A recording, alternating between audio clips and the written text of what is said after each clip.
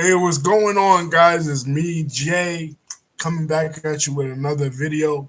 Here saying, here to weigh in my opinion on this whole goings on with Jay-Z, Jehovah, and his comments about himself and his comments Beyonce. His wife Beyonce. Let me start off by saying to all the Jay-Z fans, I know my boy Sean is a big Hova fan and he's a big fan of Jay-Z, and a lot of people, a lot of y'all are. Hey, Lisa, I'm a big fan of Jay-Z. I grew up on Jay-Z. Besides Nas, he was one of my favorite rappers. Beyonce, hey, Beyonce, I can't say I grew up on her. I'll say that she is one of the greatest musicians of all time, probably the second greatest next to this person that I'm about to mention. And that person is Michael Jackson. When he came out and he said that his wife is the natural evolution of Michael Jackson, me as a moonwalker took it some type of way. Me as a moonwalker gotta say, hey, Hove, no, your wife is not the evolution of Michael Jackson at all. And the reason you gave, my boy, was because he didn't do Coachella. Well, back in the day when he was doing his thing, Coachella wasn't a thing.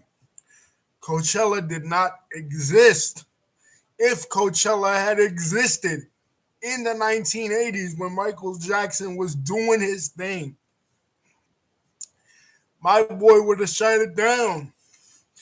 He would have shut it down. He would have been the whole festival. And you know it to be true. And here's another difference that I say.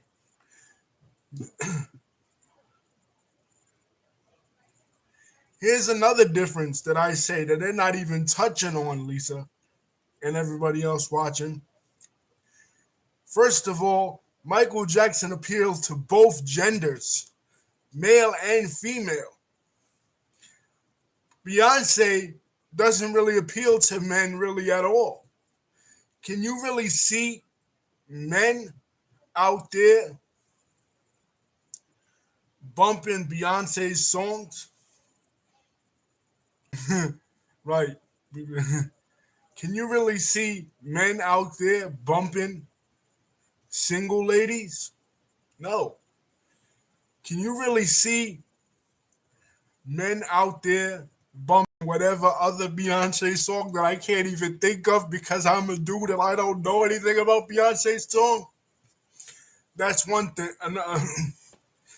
Another Beyonce song. Another thing. Can people in other countries name a Beyonce song? Can people in the middle of Africa and India and the Arab countries and Russia and all that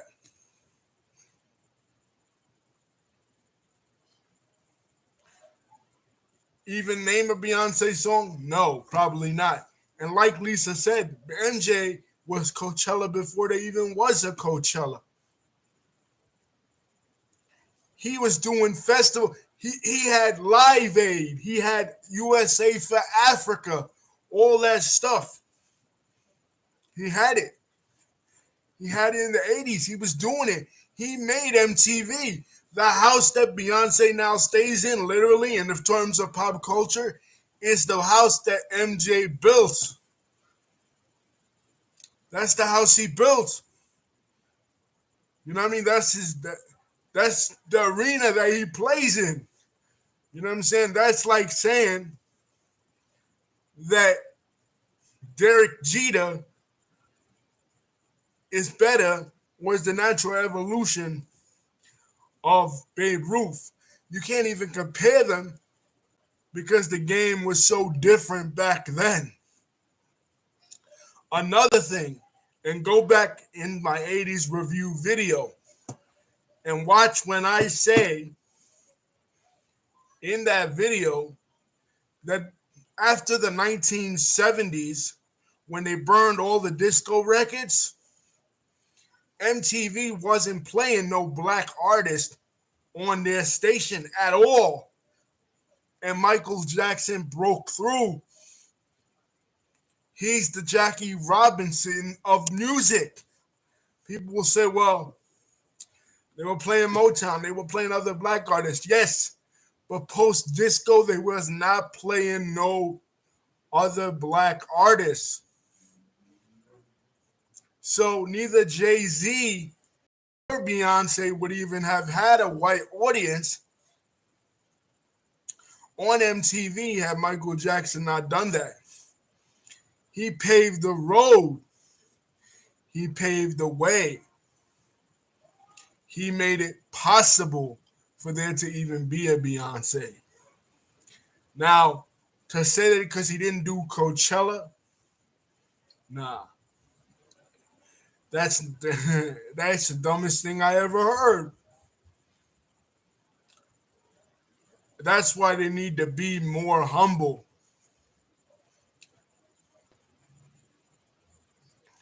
They need to understand where they come from and understand the history of popular music in this country. We're all built on the shoulders of giants, and we all owe a tribute to those who came before us. And for us to put ourselves above our ancestors and those who came before us and those who struggled so we could be where we at is hella disrespectful. And Lisa's saying that everybody loves MJ, but not everybody loves Beyonce. Yeah, because here's the difference, Lisa. Whenever you watched Michael Jackson's interviews, did Michael Jackson ever say that he was the greatest, or did other people say it about him? See, in life, when you are something, when you are proclaimed to be something, other people will say it about you. You don't have to say it about yourself. If that person is a gangster, right, and the person says, they are a gangster, and they're the ones that are going around saying that they're a gangster, that doesn't count because it has to be what other people say. And other people say, oh, he ain't a gangster for real. He's a wankster. He's a lame. If other people say that you are that, and then you are that, it's what other people say. It's not what you say. Anybody's going to say that they're the greatest, but do you have the numbers to prove that you are indeed the greatest? What rapper, what singer, what even YouTuber is going to sit out there and say, oh, I'm just a lame YouTuber. I'm not, I'm not the best. Hell no, I'm the best. But when it comes down to it, when it's time to admit, you know what? There are other people that are better than me. I'm here because of other people. I'm here because of the ones who did it before me. That's when humility comes in. That's when you got to say, you know what? It's not all about me. I'm not the center of the universe. I'm not the sun. And that brings me into another subject regarding this Jay-Z interview. The subject of nobody could stand next to him on a versus. Okay, we all know Nas destroyed him in Ether. I said it in the 2000s review video. I said Nas won the battle, Jay-Z won the war. I stick by that. I also stick by giving Hov the credit that he took the mantle for Brooklyn. He took the mantle for New York after Biggie died. I'll stand by that. But what I won't stand by is this. that nobody could stand on on the stage with Jay-Z and go hit for hit. That's simply not true. There's Eminem, there's Busta Rhymes, there's a whole Lisa gave you in another video, a previous video, the live is not there no more, the live stream, a list of people that could stand toe to toe, hit to hit with Jay-Z on a versus stage. And again, we go to the rap section. It's just like with the pop section with Beyonce. It's not the ones who say they're the greatest, it's the ones who say they ain't. The ones who never out there yelling and out there screaming and out there causing drama. Don't consider themselves the center of the rap universe, but really gave birth to the style in which you do, the style in which you proclaim. Really was the ones who really gave birth to your style.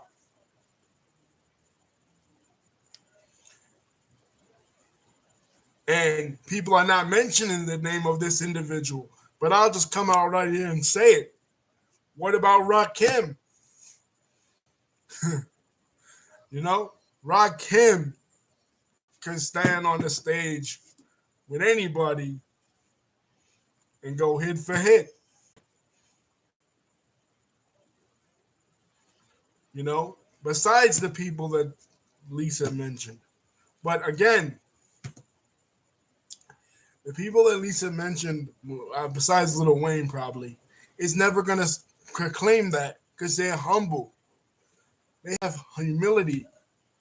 They're not going to say, and you will never hear Eminem say he's another Michael Jackson in a way, even though him and Michael had beef back in the day.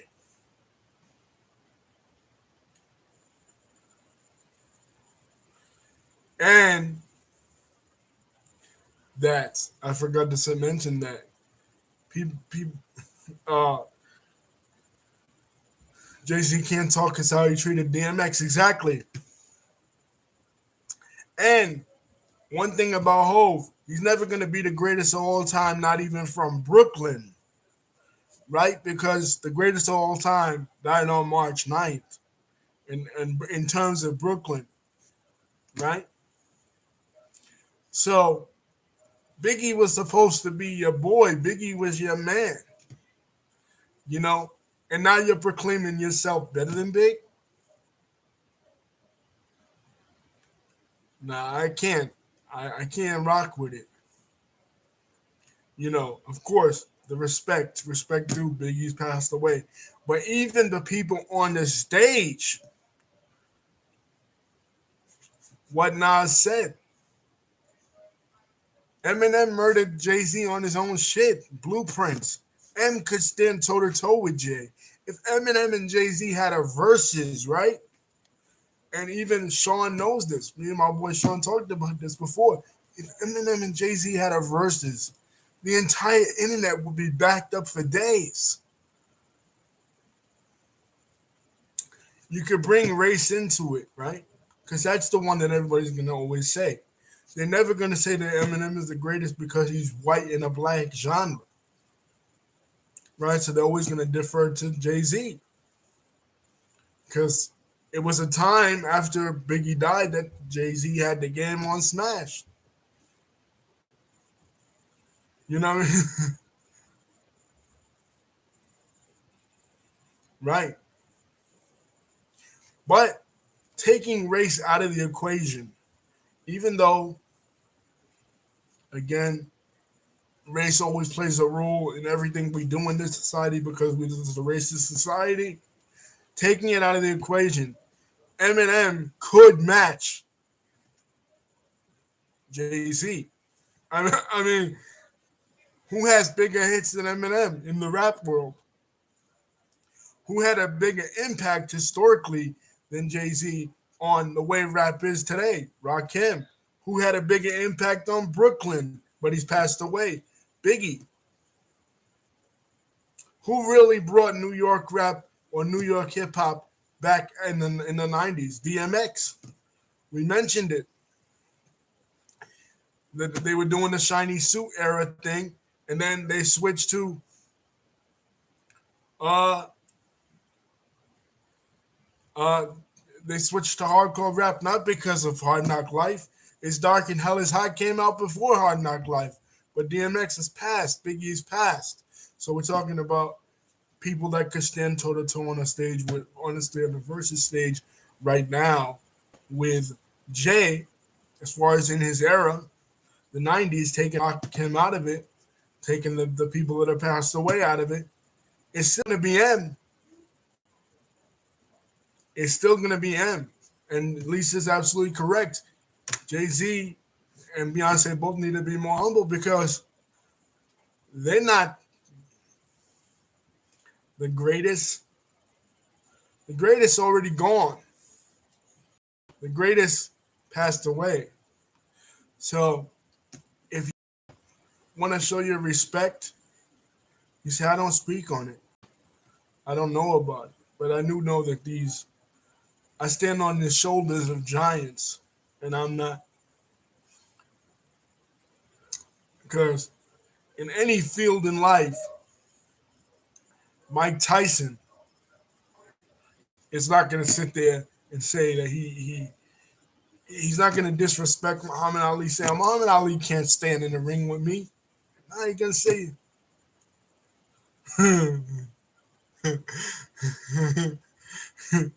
yeah.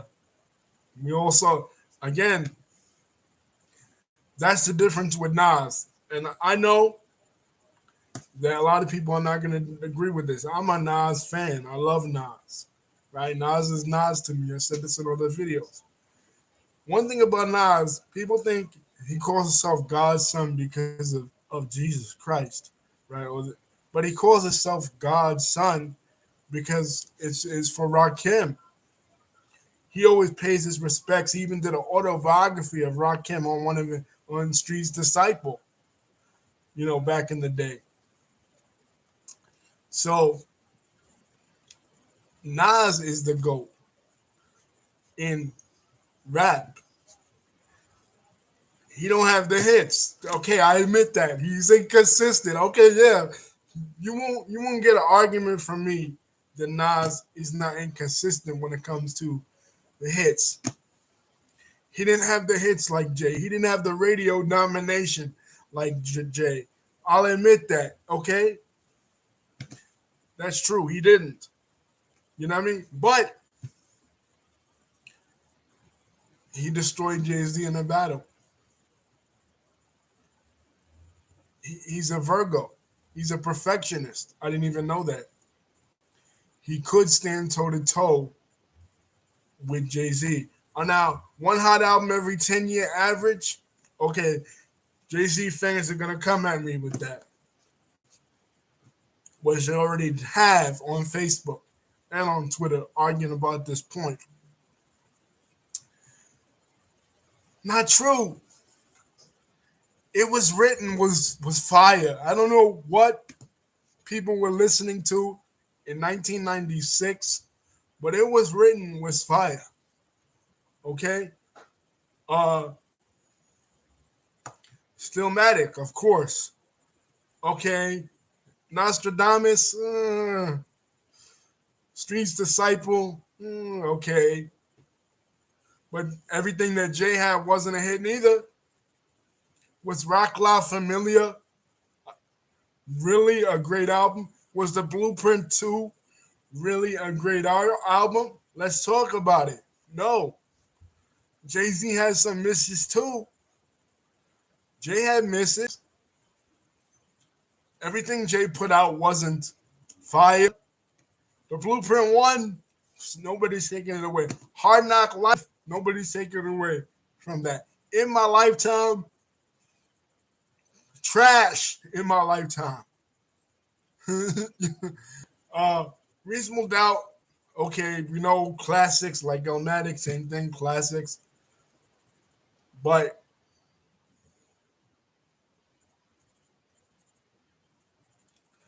come on. to sit there, Nas's new album, yes, I heard some of it, Lisa, but the some of it I've heard is pretty good. You know what I mean?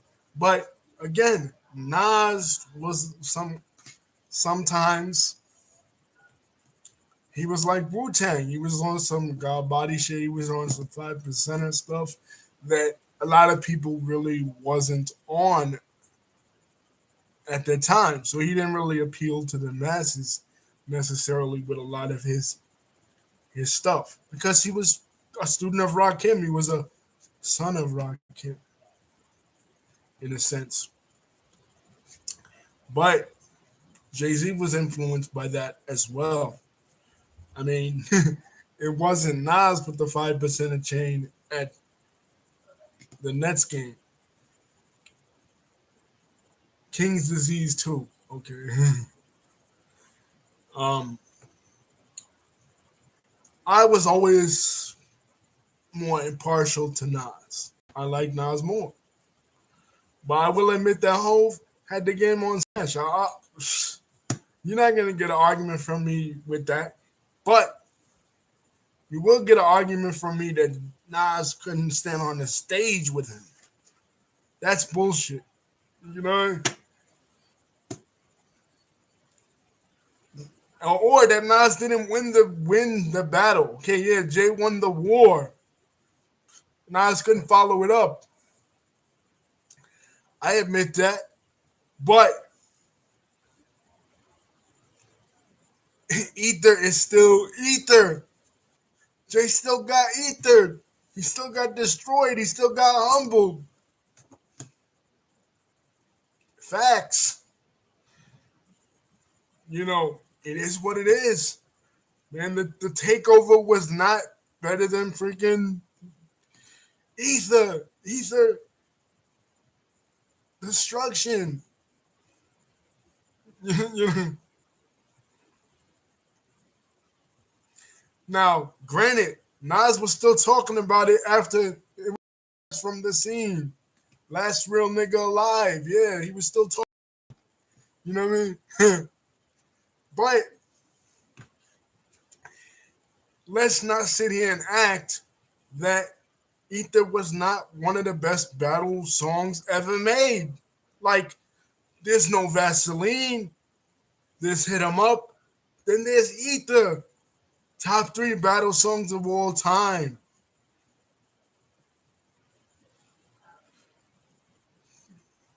You know what I mean? Like, okay, the bridge is over. Okay, yeah. But in my lifetime, in my era, it was yeah, super ugly, but it was super whack. And then eventually Jay-Z gave up. And he went on to do other things, and Nas was still talking about it. Granted, he was still talking about it. Like I said, that's the one LL Nas takes because he was still talking about it years later when nobody was speaking on it anymore. But in last real N-word alive, he he gave the background of how he had the beef with Biggie, had the beef with Pac. Right? He originally had the beef with Wu Tang and everything, how Wu Tang formed, and how Biggie had beef with Wu. You know what I mean? But I I can't sit there as a Nas fan. I give Jay his props, but I can't sit there as a Nas fan and act like Nas is nobody. You know what I mean? Like I can't take that lying down. I'm sorry. You know, look like we're not gonna act like Nas didn't do his thing.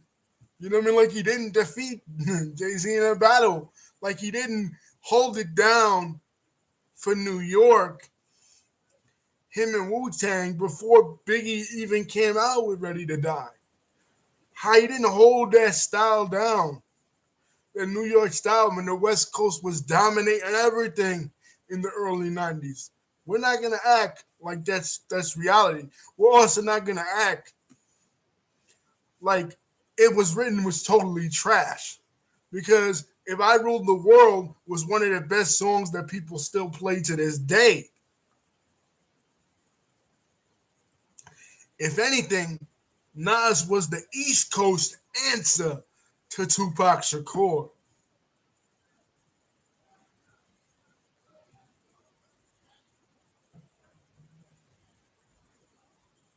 If Jay was the answer, if Jay was the post Biggie answer after Biggie, then Nas was the answer after Pac for the East Coast, or was the Pac of the East Coast.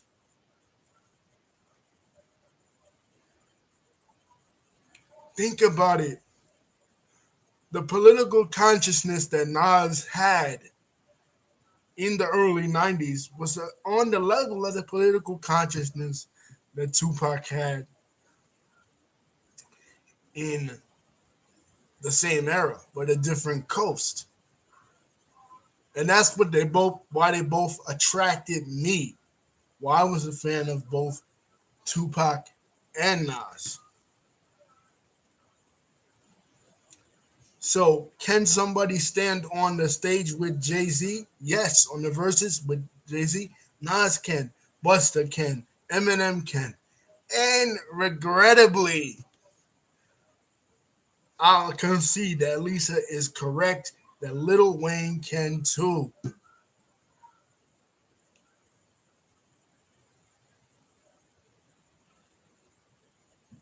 Yep, I do. Lisa, I'll concede that Lil Wayne can stand on the stage hit to hit because versus is about hits.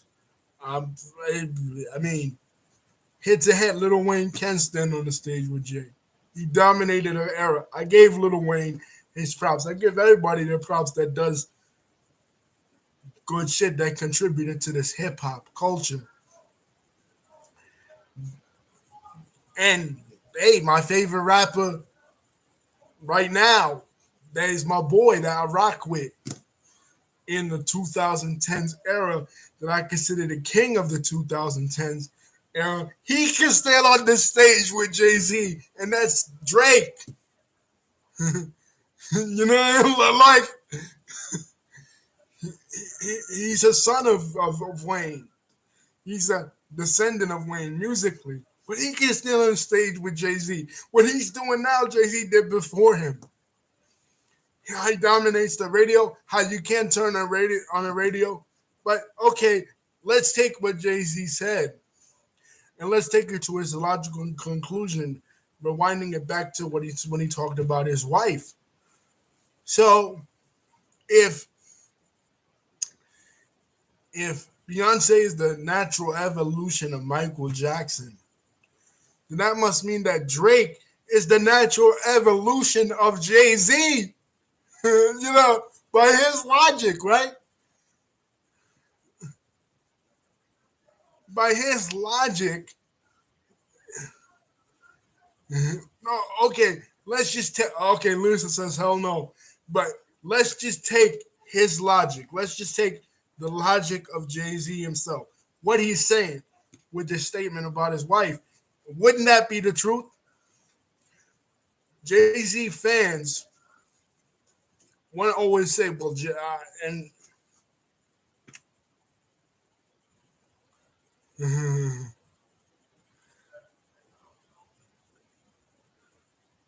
but Kenny though, Lisa, think about the hits. You know, you said it, and other people have too. Versus is about the hits. Think about the hits. People don't want to say, okay, yeah, not Rakim, not.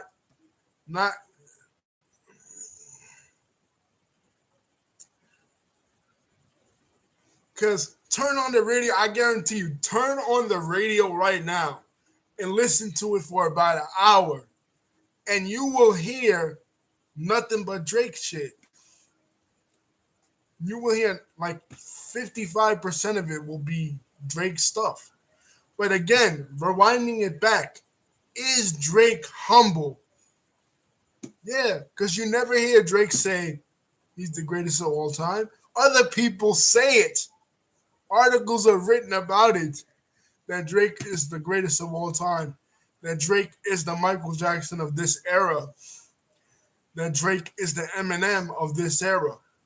That Drake is the Elvis or the Beatles of this era. Other people say that, but you never heard him say it. You have never heard it out the mouth of Drake that he is the greatest of all time. This is what I mean by humility. If you have ever heard it, if any of you have,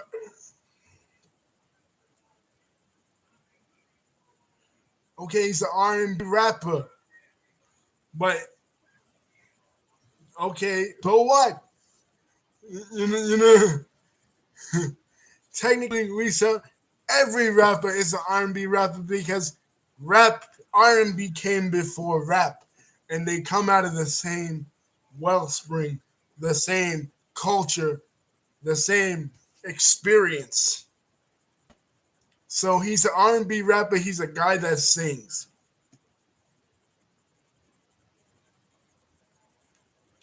I'm the only one that says it about Drake. Not true, Lisa. Not true at all.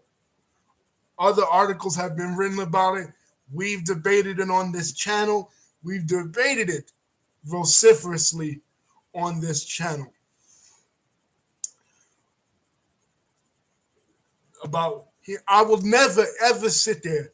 Don't get it twisted now. I'll never ever sit there and say that Drake is better than Michael Jackson. I will never say that. I will never, and I will rebuke any OVO fan, any OVO person that ever says anything remotely close to that. I don't believe that's true. I believe he is of his time. For his time. For his era, he is. But I will never sit there and say he is the same because we're not living in the same era. We're not living in a video era. We're not living in a album era. We living in an era of streams. We're a different ball game. They talking baseball, we talking football. You know what I mean? So you can't compare them. That's my point with the Jay shit. It's like Jay can't compare his wife to Michael Jackson because Michael wasn't living in that era. He can't compare himself. But if you're being honest, and again, another thing, I will never sit there and say, I will never, ever come out of my mouth and say, even as a Drake fan, I will never, ever come out of my mouth and say that Drake is gangster, that Drake is hood, that Drake is street. Drake is not that. You know what I mean? Like, not. You know what I mean? So, and no true Drake fan could ever say that. No true Drake fan could ever sit here, even as a Drake stan, even as a Nas fan, nobody will ever sit there and say that Drake is. And another thing I would never say, that Drake is conscious. Drake is not a conscious rapper like Nas. He's not. Drake has never dropped knowledge on that kind of level. He's not that. So we know he's not on the level of sales like Michael Jackson. We know he's not conscious like Nas, and we know he's not gangster like Jayz. He's none of that. But what he is he's a rapper for this era. He's a king of this era.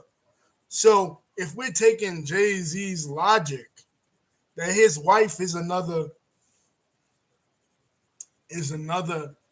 Michael Jackson and that nobody could stand on the stage with him on verses, Drake is the evolution of them both. Drake is like them in one body because he's hip hop and he's R&B and he's pop.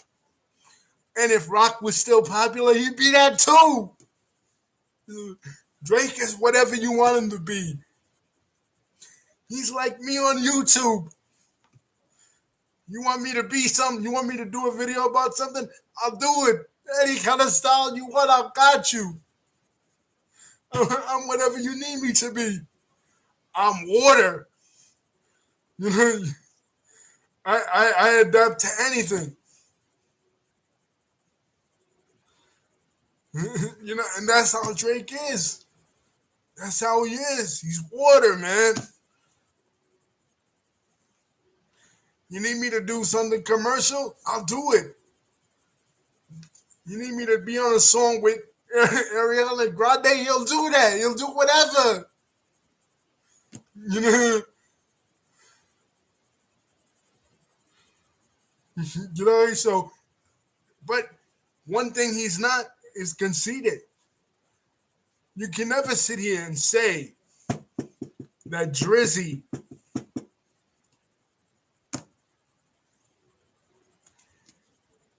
said that he was the greatest of all time. Never. He never said it.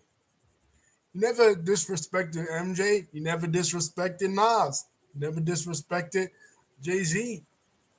But he is, if you want to go by the logic that he uses, you know, that Jay-Z used in this interview, that's why I say Jay-Z is wrong. Jay-Z needs to be more humble. He needs to be more humble because there's the past, and then there's the future, and then there's where you are. Okay? But if we're comparing verses, if we're comparing where you are to the era that you were in, I stand shoulder to shoulder with you, homeboy.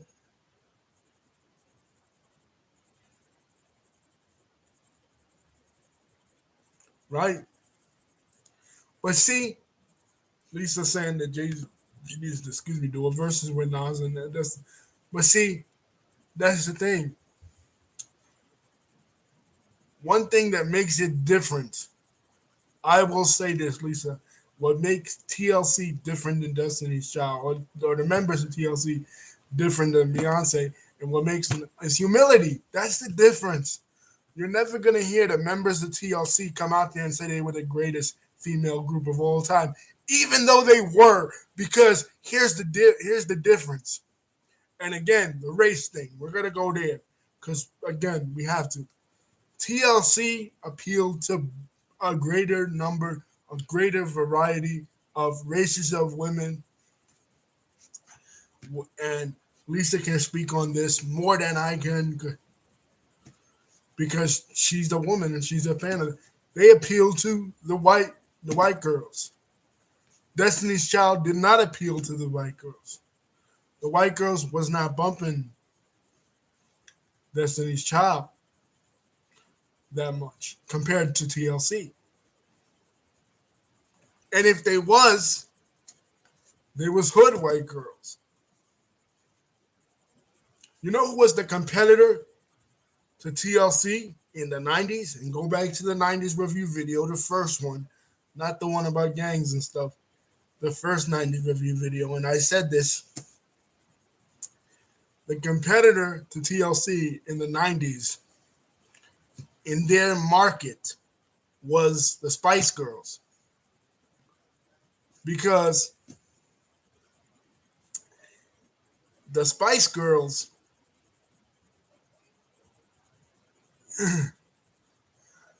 the Spice Girls and TLC had the same audience. But TLC had double because they had the black girls and the white girls.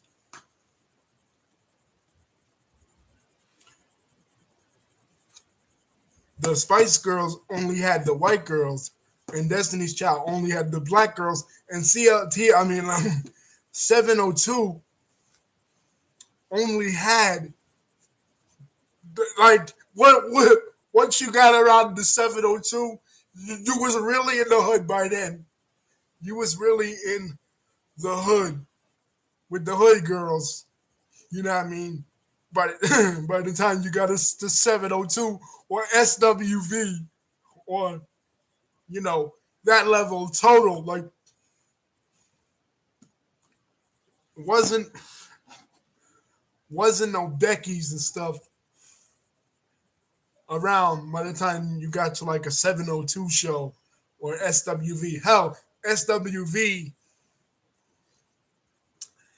the name was Sisters with Voices. Escape, that was another thing. Once you got to Escape, when you got to Escape, your audience was definitely 90% black and 90% female. But racially, it was 90%, 95 or 90, maybe 100%, 100% black by the time you got to SWV and and Escape. I mean, if you had sisters in the name, you really wasn't getting a lot of Beckys and a lot of whitewashed Marias to listen to your jump offs. But uh TLC had both races. TLC had all races. They were the competitors. They were the ones that had both stations. Put it this way, in the 90s, if and Lisa knows this to be true, all everybody there, every 90s kid knew this. This was a fact. If they played your song on Z100 and Hot 97, it was a racial difference between your audience. You know, um, they didn't really play Destiny's Child on Z100 all that much, except Bills, Bills, Bills. And Bills, Bills, Bills was written by the same guy that wrote No Scrubs. See, the thing is that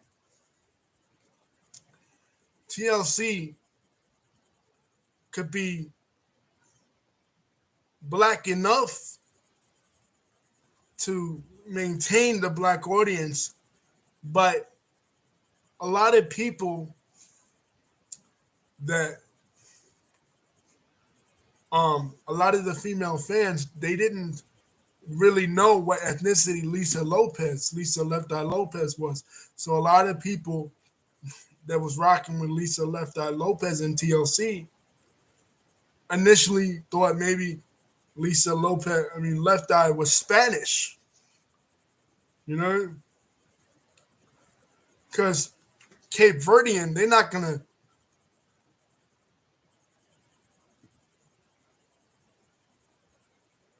Right. That's true. That's true too. Back in the 90s, when you had a rap feature on your song in the 90s, and this is getting into a little bit of how racist radio was back then, and I'm sure it probably still is today. I don't know because I don't listen to the radio. Back then, in the 90s, when you had a rap feature on Z100, like Lisa's saying with Waterfalls, they cut it out. They cut the thing out. They cut the entire verse out. If you had a song, if you had a remix with a rapper in the 90s, they cut the whole shit out. Like the whole verse literally was completely gone. It was they would just play music. You know, like they would play the beat and let the beat rock, and the whole song was blank. And you'd be like, if you listen to both types of music, if you wanted to try to get a different kind of vibe to see what the other side was talking about, you'd be like, well, let me listen to, Z100 and shit, especially where I went to school, Henry Viscardi in Long Island. There was a lot of white kids, so they would listen to that too. You know what I mean? Z100 and stuff. But if you did listen to both stations, you know that to be true. Not just, but okay.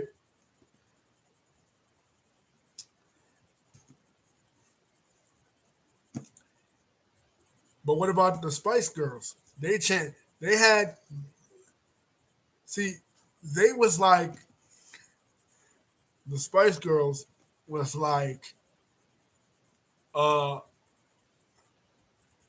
they took TLC style and they made it accessible for even more, like even wider. you know, you know, like they took out the flavor out of it, but they were the real competitors for TLC, not Beyonce. Beyonce switched her style to a more pop style when they broke up Destiny's Child.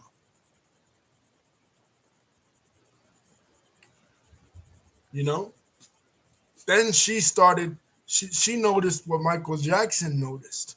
See, Michael Jackson within his own world, within his own catalog of music, noticed the mood of the society, and that's why Off the Wall sounds like a disco album, and Thriller sounds more like a rock album. And he became more pop and more rock over time because he understood, like everybody understands, even to this day, even with the YouTube stuff, right? There is a certain, well, I don't know, because music is kind of blended now. I don't know if it's still like this, but there is a certain racism, just like anything else in music, that uh, you can't appeal to both audiences. If you appeal to one, you don't really appeal to the other audience. you know, and like it's just like that in the comedy world. I was watching a movie, and this is way off topic now, but I was watching a movie with Gary Owens, and I said that Gary Owens is probably the only white comedian that a lot of white people don't even know exists. Well, racism is still there, Lisa, but who is a white artist that is today just a white artist? They all sound hip hop. You know what I mean? Hip hop dominates the entire culture. There is no there is no um group that I know of anyway. Maybe somebody in the comment section that is just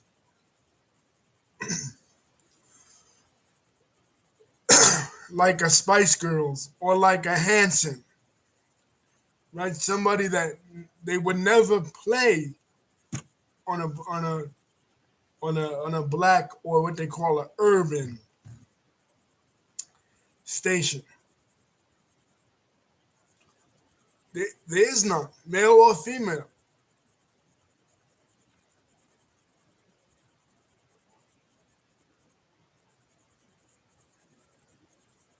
Yeah, but that okay, that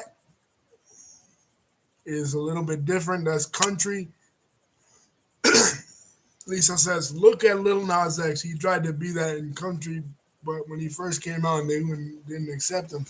But country is a different world because that's explicitly racist. Like they have Confederate flags and stuff. See, the pop world and even well, I don't know about the rock world, but the pop world is sleight of hand racism. It's hidden racism.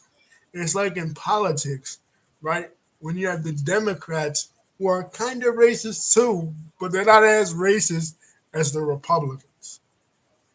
You know what I mean? They kind of racist too. Like they say racist shit too, but they don't. Country is something different. Country is a different world. Country, wrestling, and NASCAR are like the only three forms of entertainment that you could be explicitly, or at least you could back in the 90s, you could be explicitly racist and still people will rock with you. because the fan base is different. So Little Nas X, when he tried to get in the country, yeah, you had to know he was gonna not have no fans nowhere because the hood's not gonna fuck with you because you're in the country. You know what I mean? And the country's not gonna fuck with you because of your race. But he didn't care. He's still on the charts longer than Mariah Carey. And okay, here's another thing. Mariah Carey. Let's talk about it. Mariah Carey could stand on the stage with Beyonce. Why is she not in the conversation?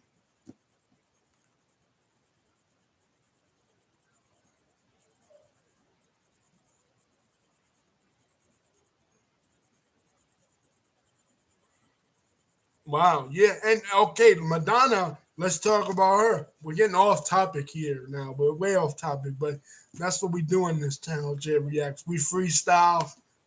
We talk about anything. Anybody that used to hear me rapping back in the day at school, I was all over the place. And that's how I am with YouTube. Right? Whitney Houston. It's true. When Whitney Houston first came out, I Want to Dance with Somebody was a white song. You know what I mean?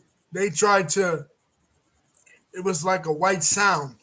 They tried to make her like another Madonna but they were like,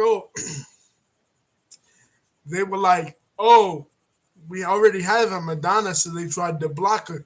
So she went to the more soulful type of environment, her roots in black music. Now, we ain't even gonna, okay, people are gonna say, well, what about the Hispanic market? Hispanic market, that's something different.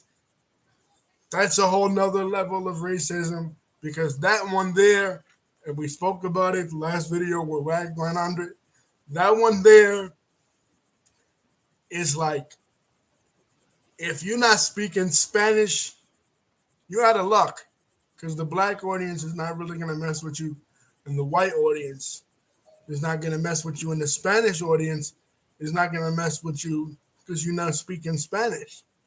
You're not like, people are like, well, okay, you Spanish, why you not doing salsa? Why you not doing merengue? Why you not doing reggaeton? Why you over here trying to do rap or trying to do R&B or trying to do pop? Why you over here trying to do some shit that we do, or rock even? You know what I mean? Okay, yeah, J-Lo, that's true. Listen, but J-Lo, she had Diddy's co-sign in 1999, and later she had uh Murder Inc. So there's okay, people gonna say, well, what about Fat Joe? Again, there's exceptions to every rule, but most of the time, and I'm pretty sure that both Fat Joe and J-Lo was approached by record executives saying that they was not gonna put either Fat Joe or J-Lo on unless they was gonna do Spanish. You know what I mean? So that just goes to show you the level of like, people don't want you to cross out of your genre. People don't want you to cross necessarily out of your lane. Even here on YouTube, okay, you do videos in the wrestling category, right? They don't want you to do other videos. They don't want you to do anything different because they say, oh, well, we're not going to support you if you do something different. We're not going to be in your corner if you try to do something different. That's not your lane. That's not what you know about. That's not your area. So you shouldn't be speaking on it, or you shouldn't have opinions on it necessarily. YouTube is like the new music industry.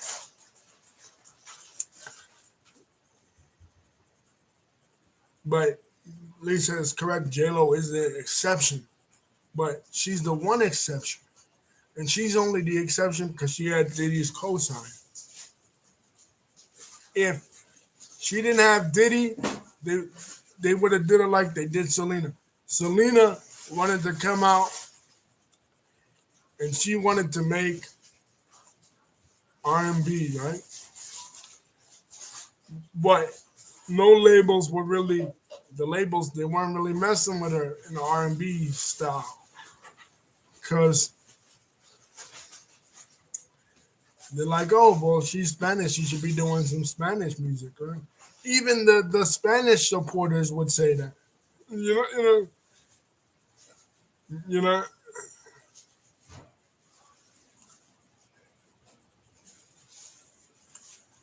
But that's how it was in the '90s. But you always did have exceptions. You had John B back in the day. John B was a white guy, and he was doing R&B. You had Tina Marie back in the '70s. She was a white lady doing R&B. You always had on the rock side country. Again, that's a little bit different because that's like explicitly like out in the open racism, Confederate flags, and shit like that. But you did have a guy named Freddie Fender back in the '70s that was a Mexican that did country music, and they gave him the Grammy even though they didn't want to give it to him in the '70s. He wasted days and wasted nights. He crossed over, and you also had a lot of OG country music stars um, that were black too that did country, you know, that were black country stars like Son House and those kind of guys that did country music in the '20s, the '10s, and the '30s. So Lil Nas X wasn't the first. He wasn't even the first to do what they call trap country, right? But when he did it, it was unacceptable. But somehow, when somebody else does it, it is. That's different. That's country music. That's a lane.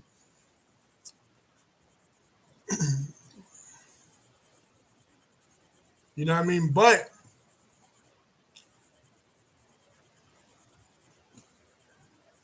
Drake could do country music, and he could cross.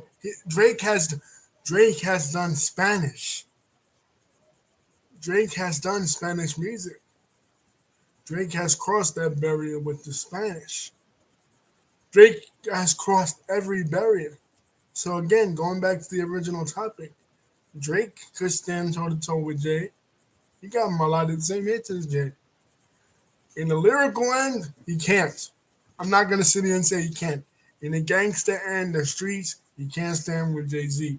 But we're talking about hits, we're talking about music, we're talking about marketability.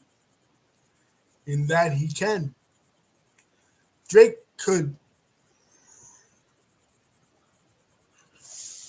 I don't know. When he did that song with Romeo Santos, ODO, Lisa, go back and listen to it. He killed it, man. I mean, he didn't know the language. Okay, he's not Mark Anthony, right? And nobody's saying he is. But he gave it a shot. It was like me. When I did the gangster video, the '90s gangster video, I'm not I'm not street or anything gangster, but I gave it my best and I tried it, crossed over into that genre of that area of YouTube that I'm a fan of, that I watch. I wasn't the best, I'm not Warpath, not Lions and Men, any of those big street YouTube guys. Nate Almighty, shout out to them. Any of those guys, right? Just like with Drake, he's not the Daddy Yankee, but he gave it his best and he did his best he could at it. And it was a okay song for what he was. You know what I mean? For what he does, it was a good song. I mean,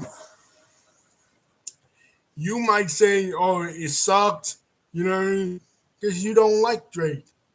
So you know what I mean, and that's okay. You know, but you got to give him respect in a sense, knowing that he's not that, and he crossed over into that and tried to do it the best he could, and it was okay, you know, for what he is known for. He mixed it in with his own style, sure. You know, he's not going to be completely fake, but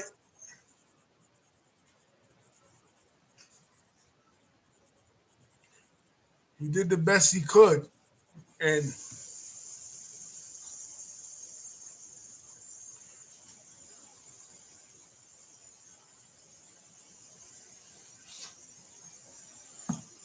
and you, but Jay Z has never tried that. Well, Beyonce, okay. Now we got to give Beyonce the props. Okay, she did try to cross over into country at one time. You know what I mean? So she has tried different. She has tried to do different stuff. It wasn't as successful as Little Nas, but then again, Little Nas X. We're talking about the other Nas now, Little Nas, not the Nas that I said could stand toe to toe with Jay Z. So don't get it twisted. Um, um, it was a song that she did. One of the Dixie Chicks covers, Lisa. I gotta look it up because again, I'm not a Beyonce fan. I'm not even a country music fan, so I wouldn't even know. But I know she did something country um in the 2000s, and she tried it, and it wasn't as it was nowhere near as successful as when Drake did Spanish. You know, it, and even Jay Z has tried something different. Jay Z, remember when he did that whole album with Linkin Park? That was something out there. You know, you got to give people credit for trying something different. But again, still got to be humble. Still got to be humble because you're not crossing into every market and knocking it out the park. We, we can't even think of a song of a Jay Z cover. You know that Jay Z did that was popular. Beyonce has done a couple of covers. She did a BG song, her and Destiny's Child back in the day. That's an interesting one. A cover. And when a cover is when you do somebody else's song but you add your own style. Whitney Houston. Now, she did Dolly Parton's song so good that people don't even remember that it's Dolly Parton's song. you know? So Whitney Houston crossed over into other genres of music. Whitney Houston is really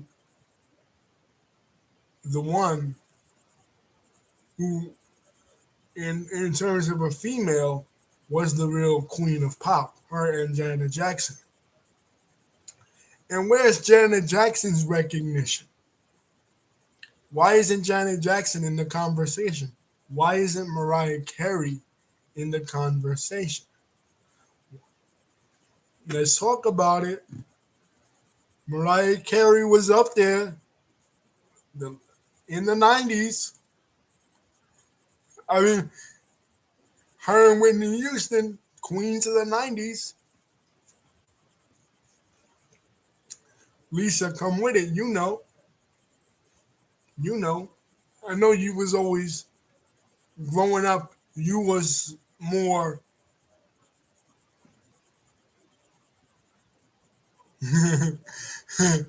You was more Whitney. Whitney was more your style. But Mariah, she was toe to toe with Whitney, not vocally, but hits. She was there. She was, in many ways, she had was bigger than Whitney. You know, okay. Here's another one that's not in the conversation that Lisa, I'm surprised didn't bring up. Okay, she already did a verses with Monica, but I mean, Brandy, but Monica's up there in the '90s. Jay Z not giving her the credit. She had the mainstream. She had the white audience. She had it. Space Jam. Since R. Kelly is erased from history because of what he did,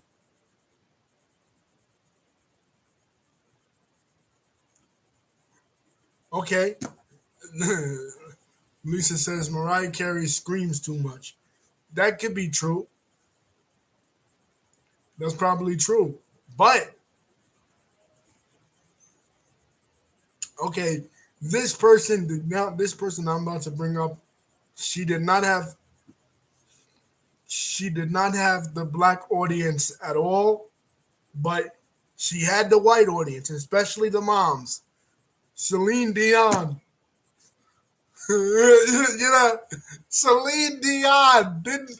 Okay, with we're just talking about hits, right? We're not talking about you know Celine Dion.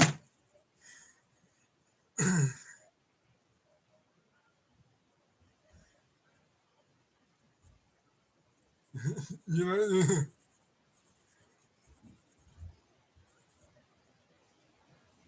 you know, she didn't have. She did not have the minorities. She didn't have the Spanish people. She didn't have necessarily any of the black people. But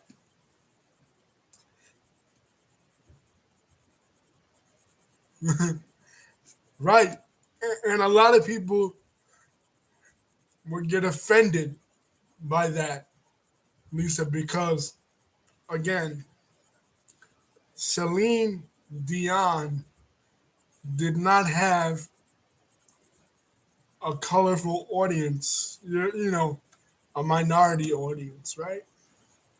She didn't have, I never heard no Spanish people or no African Americans saying that they was bumping Celine Dion necessarily at all. And again, she didn't have the young people,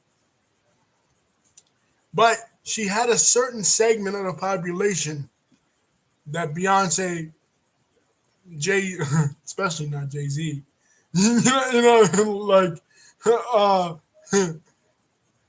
would play. Not necessarily even the Z100 fan base, except in 1998 when Titanic came out. But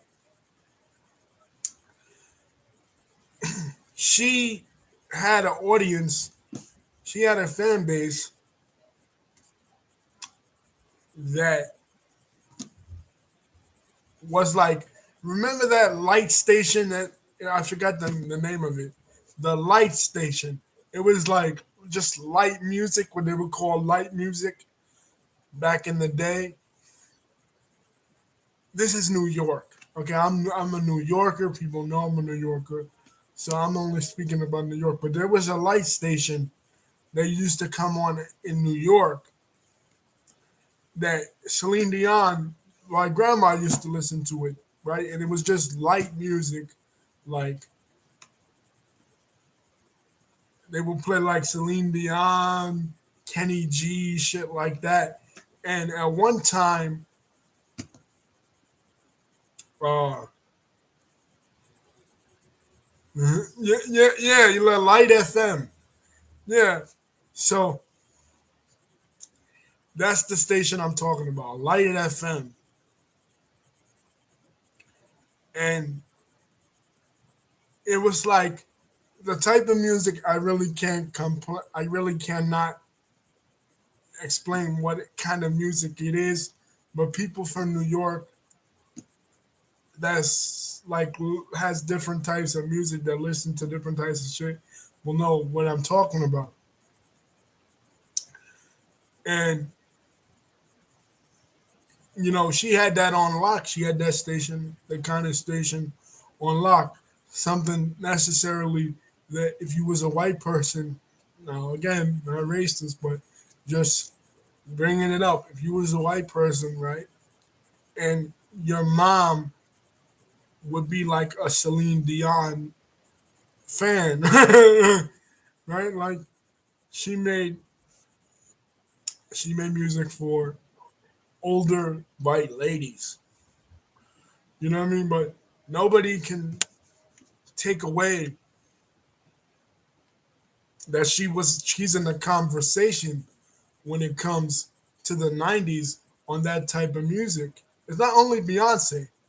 See, people want to rewrite history and say it was Michael Jackson, then it was just after Michael Jackson it was Beyonce. No, there was people before Beyonce and there's people now after Beyonce that's even better than Beyonce. You know, on the rap side, there's people even better than Jay-Z that took the ball further than Jay-Z that took the ball further than Beyonce.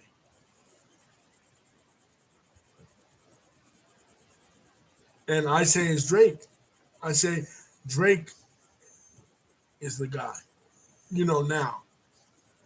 But to not mention Eminem in the rap conversation, to not mention Nas in the rap conversation, to not mention the people that came before Jay Z, like DMX, the late DMX, or Biggie, or um, Rakim, who is in the 80s, but he necessarily gave birth to every style of New York hip hop that exists.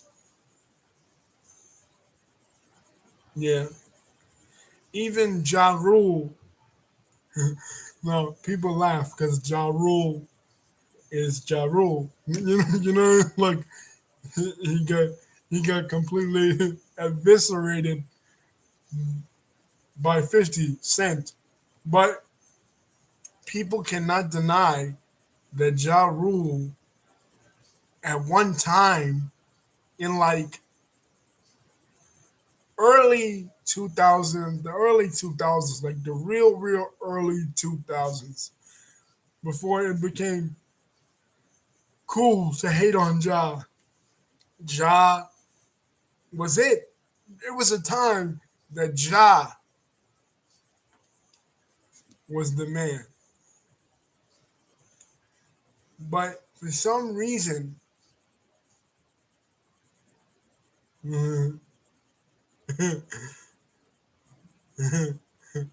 for some reason, again, when it comes to Ja, nobody mentions Ja in the conversation. Okay, he already had a verses with uh, um, Fat Joe, but him and Fat Joe was on the same level. Fat Joe didn't have the hits like Ja had. All really Fat Joe really had in his corner really was the Spanish people. You know, like in the Bronx. You know, you know. And listen, people always find it weird that I don't support Fat Joe. I never supported Fat Joe, even though I'm Spanish. That's not the case. I supported Fat Joe when Big Pun was alive. After Big Pun died and he did Big Pun's family dirty, I stopped supporting him. because again, it's harder for a Latino person to make it in any type of music that is not Spanish oriented. So people say, oh, you got to automatically back that person just because they're Spanish, even though that person is a grimy individual. You know what I mean? Or from what you've heard is grimy. Right? And then again, people want to go with the flow and say, oh, uh,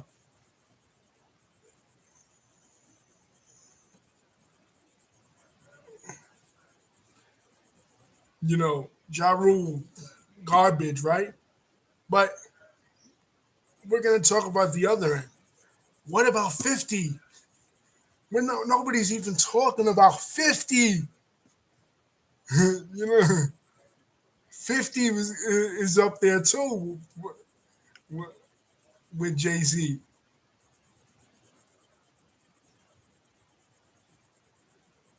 You know, how come 50's name is not in the conversation?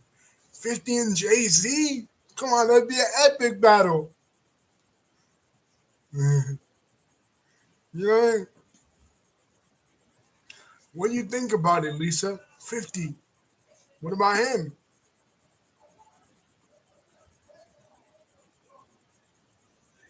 Mm. People don't like 50 because it's conceited. He's conceited. Now, he's even more conceited than Jay-Z. If if 50 walked through the door, 50's head is so big, now I don't know he can fit through the door. You know, 50 is on some real big head shit.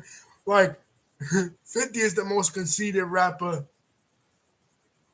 uh, that ever existed. You know, like 50 is so conceited. He makes Jay-Z look like he's fucking a saint. He's so he's way conceited. 50 is the most conceited rapper that's ever existed. Like 50 is a guy who came out of the gate in 1999 talking about he was gonna rob people, how to rob and stuff. So he could go head to head with Jay-Z. Why not? What about 50? Right? Now, yo, 50's first album, Get Rich or Die Trying. Now, there's a guy, 50, who he broke the mold. When he came out with In the Club, right, in 2003, he had everybody rocking within the club.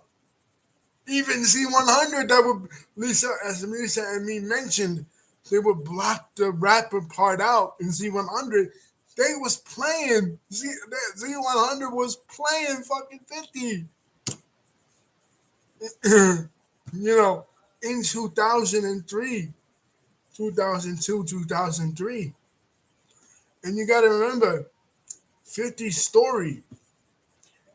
He was already signed to a deal in 1999, and then he got shot, and then they dropped him from Colombia, and then um, Guess Who's Back came out on the streets, and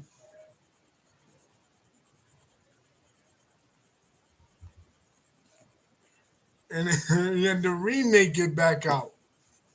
So 50 is a guy, his name comes to mind. Kanye's name, like Lisa said, I didn't even think of Kanye before Lisa even said it, because I only really like Kanye in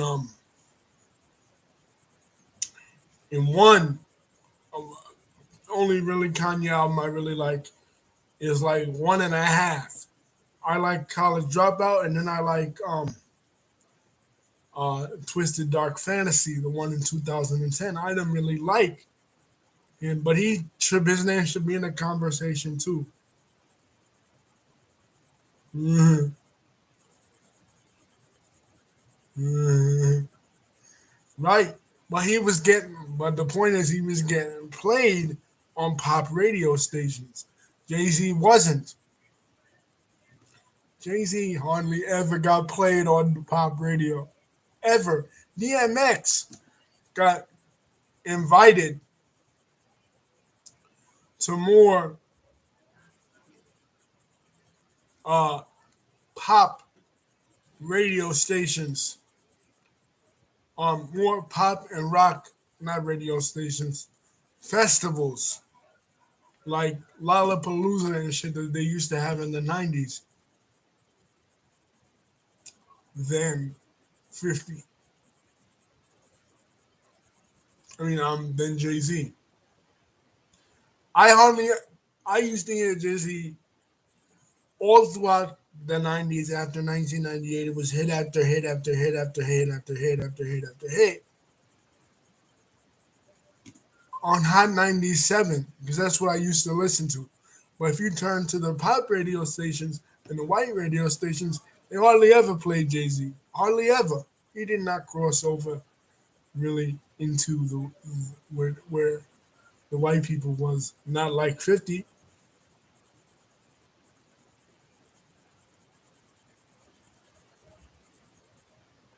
Yeah, DMX, he had a huge rock following.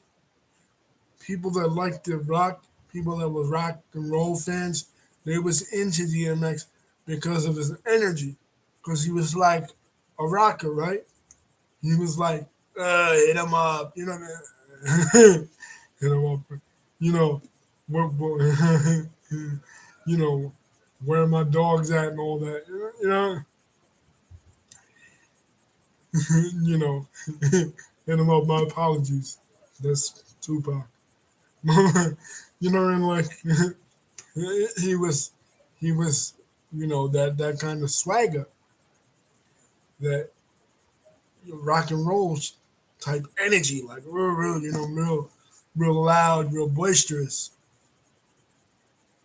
Jay Z wasn't on that, so Jay Z wasn't gonna get invited to those type of festivals necessarily. But when you don't cross over, you don't have that type of appeal. You know what I mean? Just like again, going back to the YouTube thing. I'm here on my side of YouTube, but I wanted to reach something. I wanted to do something different. I wanted to, speak on something different. You know what I mean? So I try to make different types of videos that will reach out to different types of audiences. That's how you get the most of people. You try something different. It's like um, when Left Eye signed with Death Row. Now she's gangster. Now she's on Death Row. You know what I mean? Like she was in TLC. She wanted to go away from TLC, do something completely different than their energy that they were talking about. She went to the Death Row side, the gangster side. So Jay Z really didn't appeal necessarily to a mainstream audience in the way that DMX did.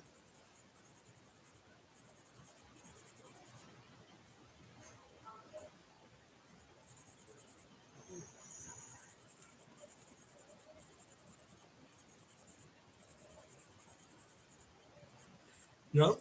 DMX did all those festivals back in the day. Snoop did them too. That was funny about Snoop.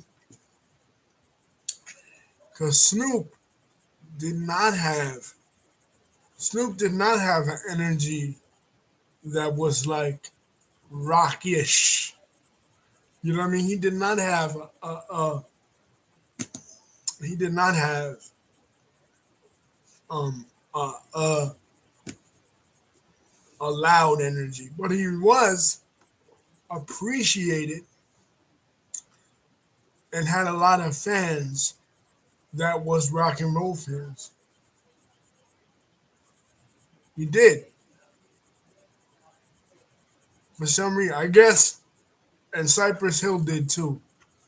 I guess it was because he um he smoked weed, so they were smoking weed. You know what I mean? So like he was identified with the weed crowd.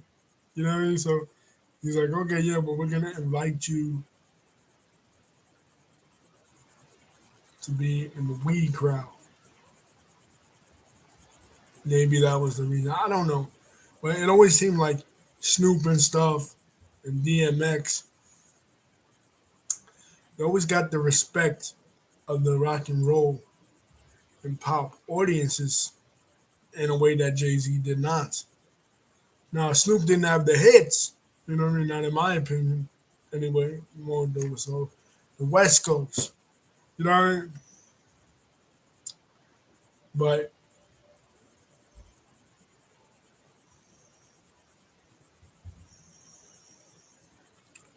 he did what he was always invited to places like that. In the beginning, Wyclef was too. Wyclef was always a rapper. Now people gonna say, "Well, Wyclef, what the?"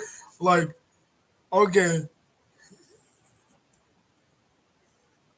Wyclef had a moment that he was reaching out. He was appealing to a mainstream audience when the Fugees was a lot around. You know what I mean? When the Carnival came out in 1997, he was reaching out. He was reaching out. He had a mainstream crowd, in my opinion. You know what I mean? From what I remember from being there. You know?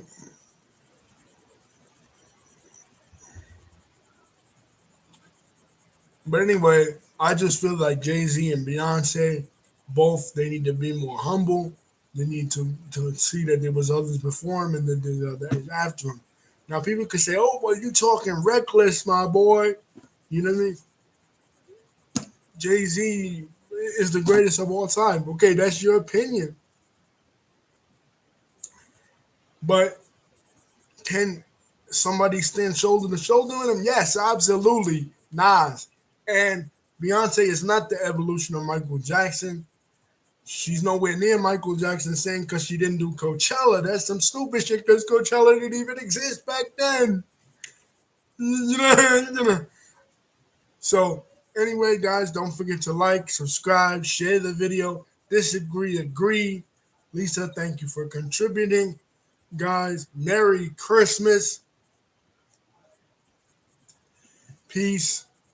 Love y'all.